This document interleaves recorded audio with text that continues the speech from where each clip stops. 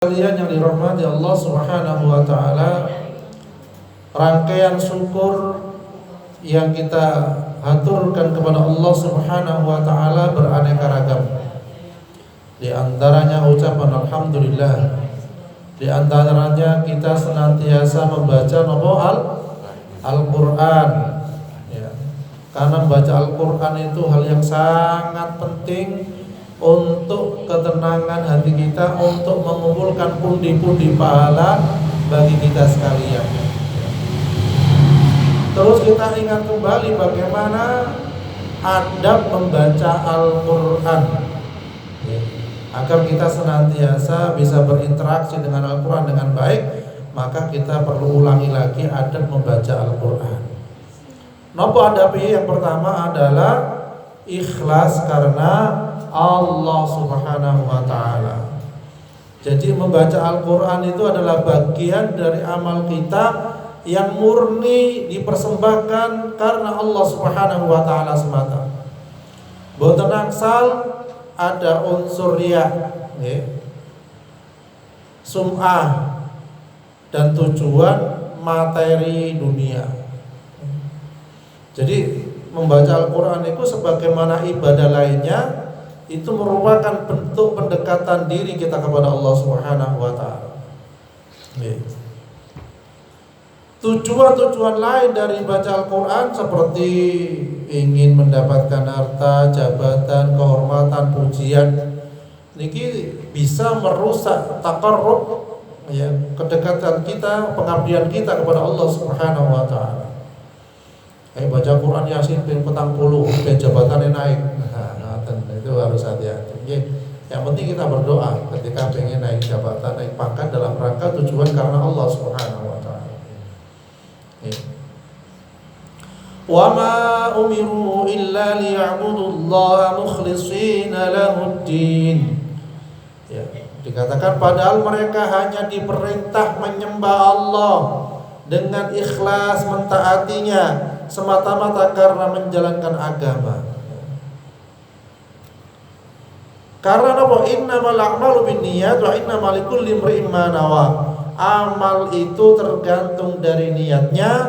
Setiap orang akan mendapat sesuatu sesuai dengan niatnya. Ngatur niat niku, kadang niatnya lurus tapi di perjalanan bisa lain. Kadang di perjalanan pun lurus, di tempat bisa lain. Niku niat. Maka kita niku senantiasa memperbaiki niat, memperbaharui niat. Walaupun di majelis ini sama-sama memperbaharui niat. Niat karena Allah Ta'ala, niat karena kita menuntut ilmu, niat kita berzikir kepada Allah, niat kita ibadah kepada Allah Subhanahu wa ta'ala.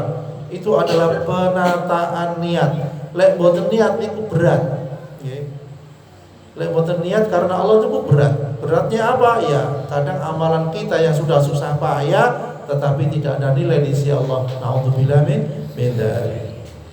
Baca Al-Quran mungkin didengarkan orang baru niat, dan didengarkan tidak niat, dan itu pun harus ditata. Karena Al-Quran itu kita baca karena Allah Subhanahu wa ta'ala. Yang kedua adalah ada membaca Al-Quran itu membaca Al-Quran dengan posisi duduk penuh ketundukan dan ketenangan. Pakaiannya yang saya menghadap kiblat, karena kita sedang membaca kitabullah. Boleh dengan posisi tidur, boleh sakit misalnya tidur, kesel, capek tidur, atau berbaring tidak apa-apa. Hanya saja posisi duduk itu lebih utama. Kemudian yang ketiga adalah ada membaca Al-Quran itu kenapa? Tidak membaca Al-Quran di tempat-tempat yang kotor, seperti toilet, kamar mandi, atau kondisi masih belum suci, dalam artian masih sedang berhadas besar. Kemudian yang keempat adalah bersuci sebelum memulai membaca Al-Quran. Jadi berwudu. Sebenarnya kita niku berwudu niku setiap waktu ketika batal. Paling tidak minimal ketika kita kejeding sudah wis enak. Melatih senantiasa berwudu. Karena apa? innallaha yuhibbut tawwabina wa yuhibbul mutatahhirin. Allah itu menyukai hambanya yang bertaubat dan mensucikan diri, dimulai dari berwudu. Ya, di sisi lain mensucikan diri dengan istighfar, dengan taubat dan lain sebagainya. Ya, bersuci ketika baca Al-Qur'an itu sangat dianjurkan. Ya. Terutama ya saat kita memegang mushaf. La yamassul Qur'an illa thahir ya. Walaupun ada tafsir yang lain mengatakan bahwasanya Al-Qur'an yang murni yang dibawa oleh malaikat itu ya, yang disucikan. Kemudian yang kelima adalah memuliakan Al-Qur'an. Jadi memuliakan Al-Qur'an menjadi suatu kewajiban bagi para pembaca Al-Qur'an. Bentuk pemuliaan Al-Qur'an antara lain apa? Ketika membaca Al-Qur'an dilarang tertawa atau mengobrol saat membaca Al-Qur'an. Jadi atau tidak meletakkan Al-Qur'an dengan semestinya, taruh di lantai atau dijadikan bantal saat tidur. Lah niku mboten angsal, nggih. Tapi insyaallah mboten. Soalnya para dukun niku menjadikan Al-Qur'an niku sebagai hinaan. Jadi dukun sing misalipun pakai tuyul, pakai demit dan lain sebagainya niku menghina Al-Qur'an dengan cara Al-Qur'an bisa jadi dikencingi di WC. Ini dibuat keset. Pokoknya bagaimana menghina-hinanya Al-Qur'an itu sudah. Supados napa? Niku sebagai tumbal supados jin yang disuruh itu nurut. Jin yang dibuat nyihir supaya nurut. Jin yang disuruh ngambil uangnya orang atau hartanya orang supaya nurut. Nah, itu salah satu caranya. Ini kalau paling inspirasi kasih tahu tidak boleh ditiru. Ya. Jadi setan itu suka menghina ayat Al-Qur'an. Begitu juga dengan kaum kafir yang tidak senang dengan Al-Qur'an, dia akan menghinanya. Kemudian yang keenam adalah ada membaca Al-Qur'an itu apa? Berusaha memahami kandungan Al-Qur'an. Kitabun anzalnahu ilaika mubarakun liyadabbaru ayati wa liyatadzakkara ulul albab. Kitab Al-Qur'an yang kami turunkan kepadamu penuh berkah agar mereka menghayati ayat-ayatnya dan orang-orang yang berakal sehat mendapat pelajaran. Ibu-ibu enggak ada nggih Al-Qur'an ada terjemahnya nggih? Wadah, alhamdulillah. Ada tafsirnya enggak ada nggih? Mboten ada nggih pados atau tumbas ya. Jadi tiang beriman itu membaca Al-Qur'an berusaha kali mengerti ayat-ayatnya. Ya. Misalipun artinya Al-Ikhlas, Al-Kafirun, pendek-pendek rin. Ya, itu. Untuk nopo? Sebagai barometer kita dalam beribadah kepada Allah Subhanahu wa taala. Lek baca Al-Qur'an lek boten disempatkan, kira-kira sempat atau boten? Nah, tidak akan sempat. Jadi baca Al-Qur'an itu bukan mencari waktu luang, tapi meluangkan waktu. Ndak ngaji le, waktu luang ae. Sik main misalnya. Jadi meluangkan waktu, lek boten meluangkan waktu ya bablas terus. Ngoten bagi. Jadi dan juga sangat dianjurkan membaca Al-Qur'an dengan penuh ketundukan dan kekhusyuan, perlahan-lahan ya, serta mentadaburi ayat-ayatnya ya. Fokus hati lan perasaan tentang Al-Qur'an ya. Jadi ngoten. Kemudian yang ketujuh ada membaca Al-Qur'an itu apa? Membaca isti'adzah ketika memulai dan membaca basmalah di awal permulaan setiap surat, kecuali surat At-Taubah. Jadi kita mau Quran itu baca ta'awudz nggih. A'udzubillahi minasyaitonirrajim. Kemudian bismillahirrahmanirrahim. Kecuali surat At-Taubah cuma a'udzubillahi minasyaitonirrajim. Karena apa? Surat At-Taubah itu berisian apa? Peperangan kebanyakan. Ya. Jadi baca ta'awudz niku sampai kapan ya? Sampai kiamat. A'udzubillahi minasyaitonirrajim. Kok sakit ketika baca Al-Qur'an saja kita ta'awudz? Karena setan itu sangat bodoh ketika baca Al-Qur'an. Wonten tiyang baca Al-Qur'an sehalaman wis ngantuk, nggih Bu nggih. Lah iku ngantuk mboten? Nah, sediakan kopi. Mencar wis. Kate maca Quran ono ya ngop bae misale. Nah, jadi ngoten. Sehalaman angop. Ya. Tapi lek ngejer duit misalnya melek terus. Ngitung uang wis melek wis. Kalkulator kok HP semuanya siap. Nah, jadi ngoten. Jadi membaca ta'awud, lek ta'awud sing ngantuk nggih disebola ketentangan diusahaken. Misalnya, ngapik Lombok ya, Lombok itu pemurah nih.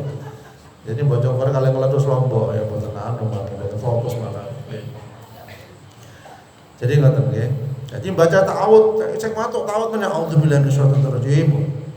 Nggih, cedhakaken kali tuyo, dekatkan dengan air, nggih. Air bisa digunakan minum ketika baca Quran atau diusapkan ketika bacanya ngantuk. Nah, dan bisa sebagai obat.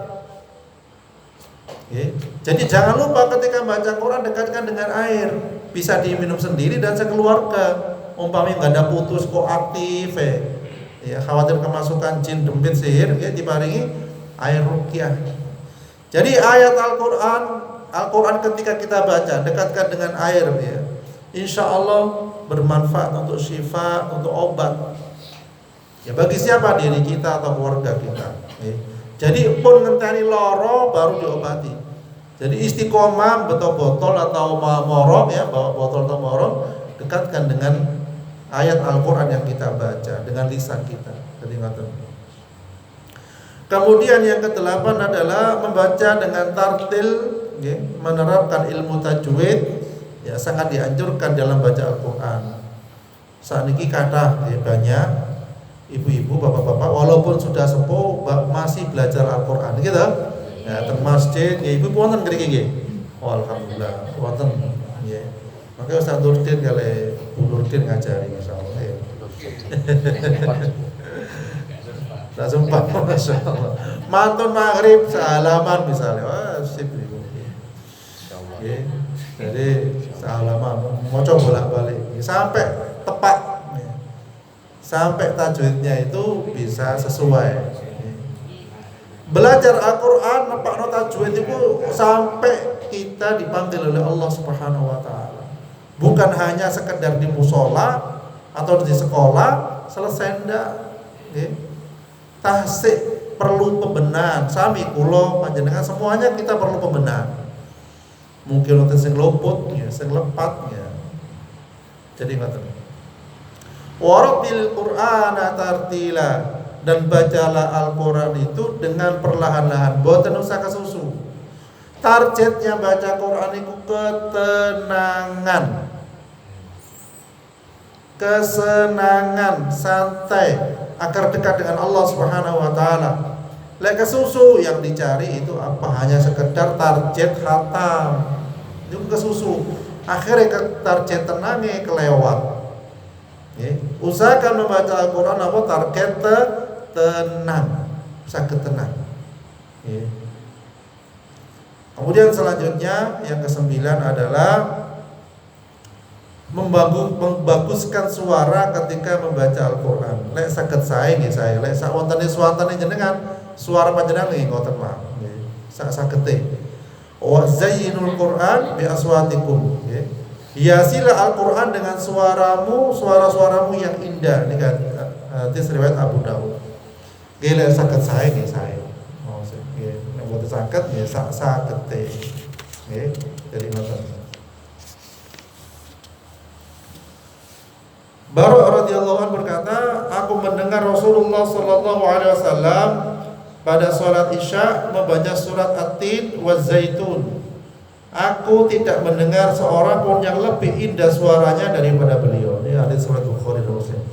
Jadi suwantene Rasulullah itu suara yang paling indah daripada penyanyi atau korek. Ini dalam riwayat Bukhari dan Muslim. Jadi kita baguskan suara itu bagus. Ya terutama ketika menjadi imam memang sebaiknya yang suaranya bagus. Karena suaranya bagus buatan turun ya imamnya.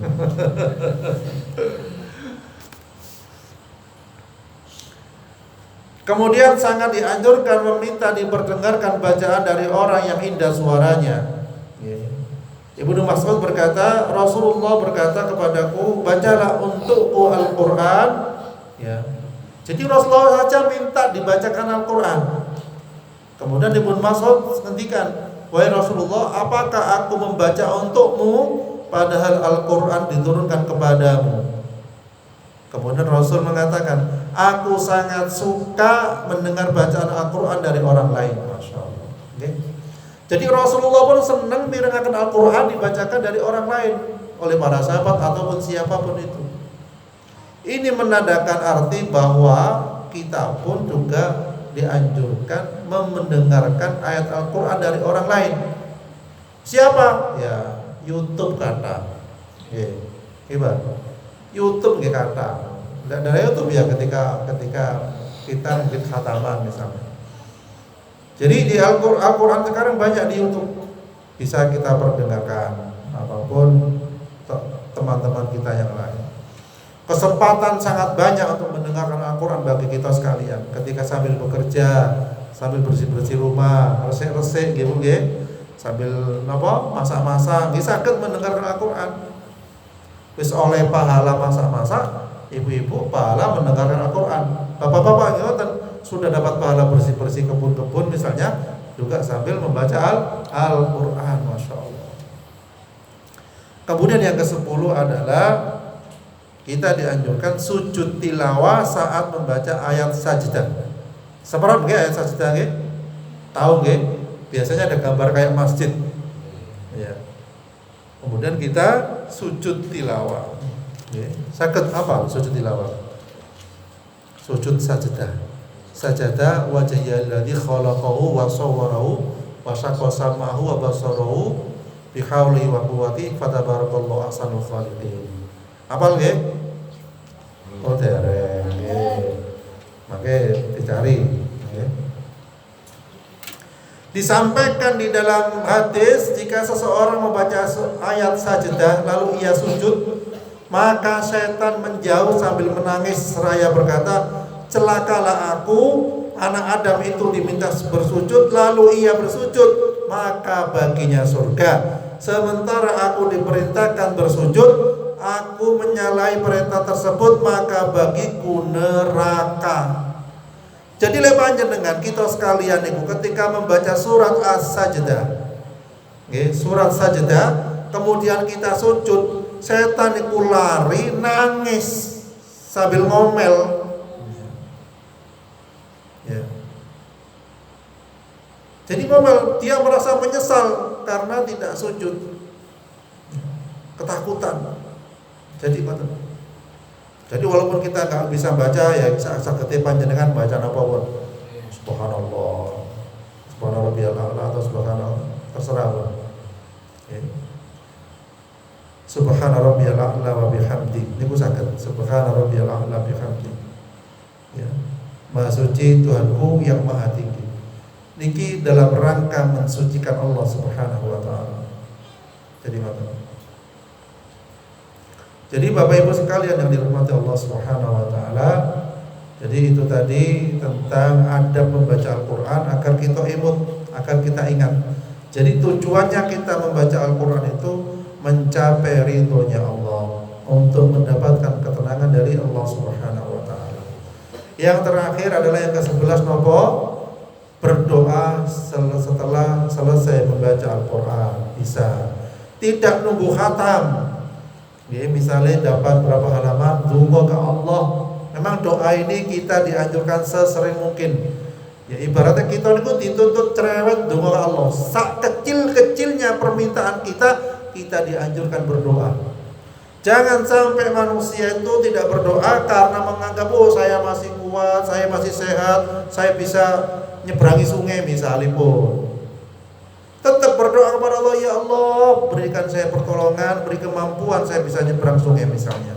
Walaupun panjenengan dekat dari musola, ya dari rumah ke musola sini misalnya, tetap keluar rumah baca apa? Bismillahirrahmanirrahim. Ini menandakan apa? Kita niku lemah di hadapan Allah dan bertawakal kepada Allah dan berikhtiar agar kita sampai ke dalam musola ini. Ya. Dan ketika kita baca doa itu, setan-setan yang minggir. Jadi ngoten. Nggih. Mugi-mugi kita sekalian dijadikan oleh Allah ahli Quran, ya, rajin baca Al-Quran, ya, dan masuk surganya Allah Subhanahu wa taala.